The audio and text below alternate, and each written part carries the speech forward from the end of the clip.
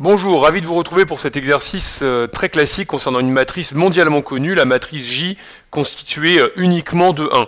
Alors la première question, déterminer le rang de J et répondre à la question de savoir si J est inversible ou non. Bon, ça c'est une réponse relativement rapide car la matrice J a des colonnes qui sont toutes identiques et qui sont non nulles. Donc on peut affirmer directement que le rang de J est égal à 1. Donc comme les colonnes que je vais appeler C1, C2, C3 sont toutes égales et non nulles. Attention, si toutes les colonnes sont nulles, c'est la matrice nulle. La matrice nulle, par convention, son rang vaut 0. Ici, toutes les colonnes sont égales et ne sont pas nulles. Eh bien, on peut affirmer directement que le rang de J est égal à 3, c'est instantané. Alors, vous pouvez aussi regarder les lignes. Le rang d'une matrice étant le même que le rang de sa transposée, on peut aussi, en constatant que toutes les lignes sont identiques et non nulles, affirmer que le rang de J est égal à 1. Si les lignes étaient collinéaires entre elles, si on avait la matrice, disons, 1, 1, 1, 2, 2, 2, 3, 3, 3, le rang ce serait aussi 1. Et pareil au niveau des colonnes, si on avait 1, 1, 1, 1, 1, 1, 2, 2, 2, eh bien le rang de la matrice ce serait encore 1.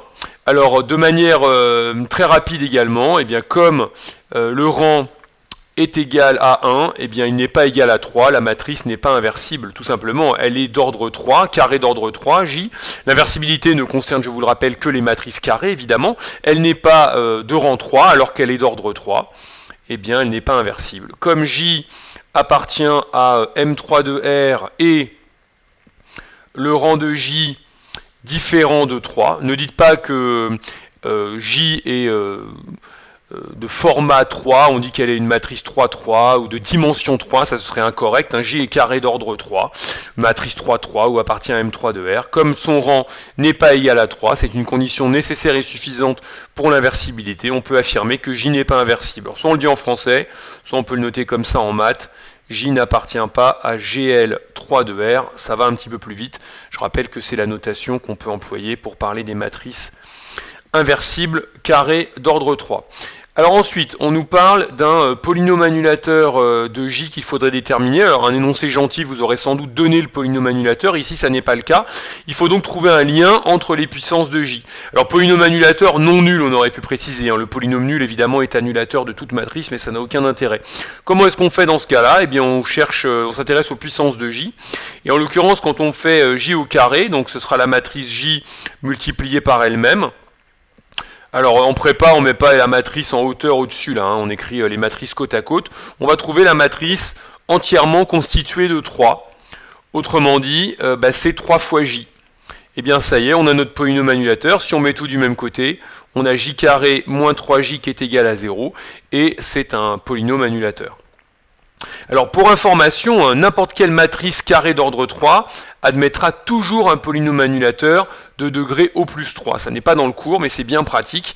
Donc je suis sûr, si je prends n'importe quelle matrice carrée d'ordre 3, il y a forcément un lien entre m au cube, m au carré, m et l'identité. Je peux forcément trouver des coefficients vérifiant cette relation. Prenez une matrice au hasard, vous arriverez toujours à trouver un lien. Alors il sera peut-être pas très drôle à trouver, mais vous pourrez toujours trouver un lien entre les puissances de m, au pire avec m au cube. Dans notre exemple, il a suffi de j carré pour s'en sortir. Donc on va pouvoir comme ça continuer notre rédaction. Alors vous avez un autre exercice dans les vidéos là, que l'Air Prépa met en ligne qui s'intéresse aux puissances de J, qui est une question aussi très très classique. Encore une fois, la matrice J est vraiment à maîtriser sur le bout des doigts. On a J au carré qui est donc égal, alors on va poser le produit matriciel sur sa copie. Il n'y a pas vraiment moyen de prouver qu'on a réfléchi vraiment au calcul, parce que là on ne va pas détailler en 1 plus 1 plus 1. C'est la matrice donc entièrement constituée de 3, la matrice J au carré. Et donc, on trouve 3 fois J.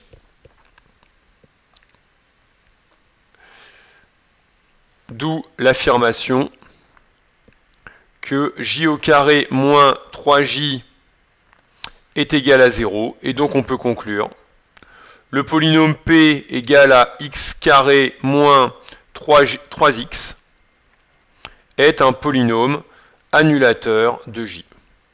Très très souvent, il y a des polynômes annulateurs qui interviennent. Ça sert surtout en deuxième année, quand on va parler de diagonalisation, et donc on va en parler dans les questions suivantes, mais c'est une question très très classique. Alors je le disais, oui, toute matrice admet forcément un polynôme annulateur, et ici, comme parfois, ça peut servir à étudier l'inversibilité, voire même à trouver l'inverse. Alors dans cet exemple-là, on a déjà vu rapidement à la question 1 que la matrice n'était pas inversible, mais en fait, si on creuse un petit peu, là, si vous mettez en facteur J, vous avez J facteur de J moins 3 fois l'identité, attention à ne pas mettre J moins 3, ça n'aurait aucun sens, qui est égal à 0. Donc on pourrait s'intéresser à l'inversibilité de J en raisonnant par l'absurde.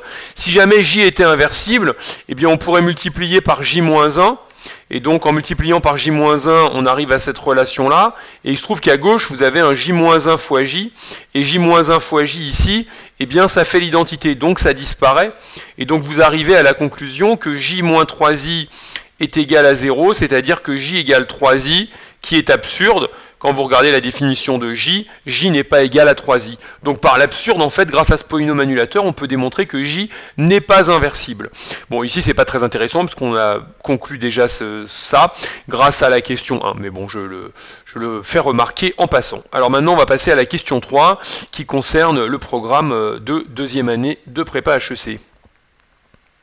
Donc, pour cette question 3, on vous demande de vous intéresser à la diagonalisabilité de J. Bon, bah, la réponse, elle va être immédiate, puisque J est symétrique réelle, donc c'est instantané. J étant symétrique réelle, elle est diagonalisable. C'est une propriété du cours de deuxième année. Comme J est symétrique réelle, alors il n'y a pas de notation pour l'ensemble des matrices symétriques réelles. Parfois on voit l'écriture Sn de R, vous pouvez pourquoi pas vous en servir. Eh bien on peut affirmer que J est diagonalisable. Pas la peine de se lancer dans des longs calculs, parfois on va vous dire dans un énoncé justifier sans calcul que la matrice est diagonalisable, donc il faut absolument lire les termes de votre énoncé. Si on ne vous parle que de diagonalisabilité, eh bien il faut seulement vous essayer de trouver une ruse pour montrer que c'est diagonalisable sans aucun calcul. Bon, il se trouve qu'ici l'énoncé demande de préciser le spectre et les sous-espaces propres. Et c'est là qu'on va pouvoir utiliser le polynôme annulateur. On peut se lancer de manière un petit peu systématique, comme certains parfois, sur J moins lambda I, essayant de triangulariser J moins lambda I, de chercher les valeurs de lambda pour lesquelles J moins lambda I n'est pas inversible, mais ça n'est pas la peine, puisqu'ici on a un polynôme annulateur. Et comme je vous le disais tout à l'heure, toute matrice admet un polynôme annulateur, et bien c'est une propriété très pratique. On peut systématiquement chercher un polynôme annulateur et en déduire comme ça des informations sur les valeurs propres. Donc ici on va invoquer la question 2. D'après la question 2, le polynôme c'était x carré moins 3x, mais on peut le factoriser sous la forme xx moins 3 est annulateur de J. Donc on va en déduire que le spectre de J alors n'est pas égal mais est inclus dans l'ensemble des racines du polynôme, donc dans cet exemple 0 et 3. Ce sont les seules valeurs propres possibles. Alors attention à ne pas affirmer que les racines du polynôme annulateur sont toutes valeurs propres de J. Ce serait un petit peu bizarre, puisque quand on a un polynôme annulateur, on peut toujours le multiplier par n'importe quel autre polynôme, ça reste annulateur. Je vous laisse réfléchir à ça. Donc ça voudrait dire qu'on va avoir une infinité de valeurs propres, ce qui est absurde. Donc voilà, c'est seulement une inclusion, hein. Ça vous donne les valeurs propres possibles. Alors là où c'est génial, c'est qu'on va se contenter maintenant de s'intéresser à 0 et à 3, c'est pas la peine de chercher toutes les valeurs propres lambda, on a les seuls candidats qui sont 0 et 3, donc on va maintenant pouvoir creuser et se demander, tiens, est-ce que 0 est valeur propre, est-ce que 3 est valeur propre? Alors premier cas, la valeur propre 0, bah, c'est immédiat d'après la question 1 en fait. On sait que la matrice n'est pas inversible. D'après la question 1, c'est une propriété très classique. Eh bien, J n'est pas inversible, et comme J n'est pas inversible, eh bien, ça veut forcément dire que 0 appartient au spectre, 0 est valeur propre de J. Donc soit vous dites en français 0 est valeur propre de J, soit en maths, 0 appartient au spectre de J, et on nous demande de trouver le sous-espace propre associé, donc on va chercher par ailleurs à quelles conditions une colonne X appartient à ce sous-espace propre. X appartient, alors le sous-espace propre, on va le noter comme ça, E indice 0 de J, c'est la notation officielle, ben, ça équivaut à Jx est égal à 0, c'est-à-dire le produit de la matrice J fois la colonne X, Y, Z égale à la colonne 0, 0, 0, en expliquant qu'on va poser la colonne grand X sous la forme X, Y, Z. Question très très classique de recherche de sous-espace vectoriel et même si possible d'une base d'un sous-espace vectoriel. Alors si on continue la rédaction, eh bien on va arriver en fait à une seule équation, parce que le système va avoir une seule équation, X plus Y plus Z égale à 0. Donc dans ce cas-là, ce que vous faites, c'est que vous isolez une inconnue, oui, Z, en fonction de X et de Y. Vous pourriez très bien isoler X ou isoler Y, vous arriveriez exactement à la même conclusion. Et donc X s'écrit X quelconque, Y quelconque, et le Z, on le remplace par moins X moins Y. Alors on peut même préciser que X, Y sont quelconques dans R2, s'il y a un doute. Et donc, en décomposant x, vous allez avoir x sous la forme petit x fois la colonne 1, 0, moins 1, plus y fois la colonne 0, 1, moins 1. Et donc, vous arrivez à la conclusion que le sous-espace propre associé à la valeur propre 0 pour la matrice J, eh bien, c'est vect de la première colonne 1, 0, moins 1, et de la deuxième colonne 0, 1, moins 1. Voilà, 0 appartient au spectre, et on a trouvé le sous-espace propre. Associé, il est engendré, j'ai raté mon cadre, pardonnez-moi, je recommence, je prends ma règle et je m'applique, c'est important d'encadrer proprement vos résultats. Voilà pour le sous-espace propre associé à 0, il est de dimension 2, ce sera peut-être rassurant pour la suite.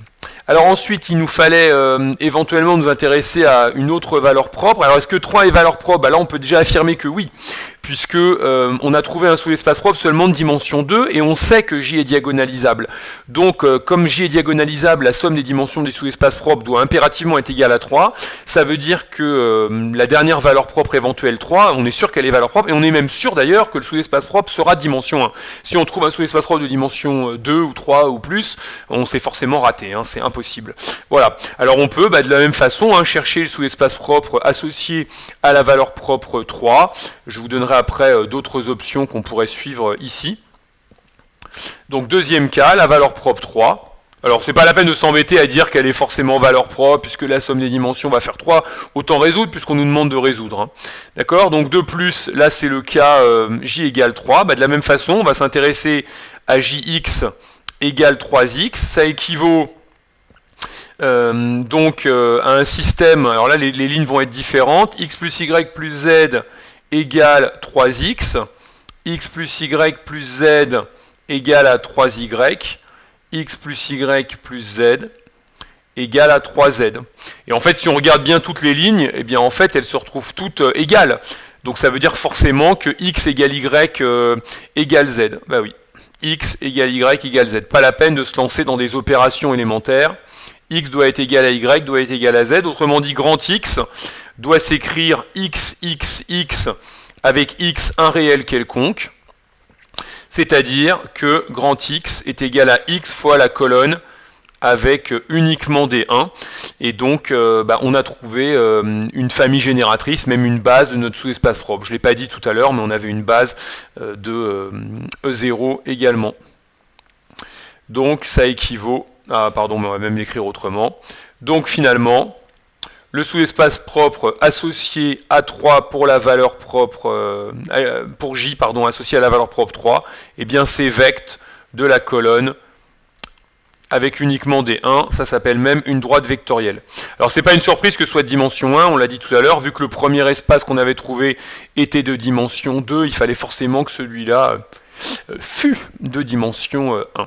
Alors une autre ruse qu'on aurait pu employer dans ce cas-là, d'autres méthodes que je vous suggère, d'abord quelque chose qui marche pour tout le monde, ça aurait été de ruser en s'intéressant à J fois la colonne qui n'a que des 1. Si on fait J fois la colonne qui n'a que des 1, eh bien on va trouver la colonne qui a uniquement des 3, et donc on va trouver 3 fois notre vecteur de départ, ce qui veut bien dire que ce vecteur qui n'a que des 1, que je pourrais appeler x0, eh bien c'est un vecteur propre associé à 3, et donc ça veut dire que x0 appartient à E3 de J, et comme la dimension c'est 1, comme la dimension de E3 c'est 1, alors là il faudrait l'expliquer grâce à la remarque de tout à l'heure, on arriverait exactement à la même conclusion. C'est forcément 1 puisque l'autre valeur propre avait un espace de dimension 2. C'est ça l'idée. Donc là, il faut avoir l'idée de penser au vecteur qui a que des 1, mais c'est une idée assez classique Quand vous avez une matrice dont tous les termes horizontalement, quand vous sommez de gauche à droite, donnent la même chose, eh bien vous arrivez à cette conclusion. Hein.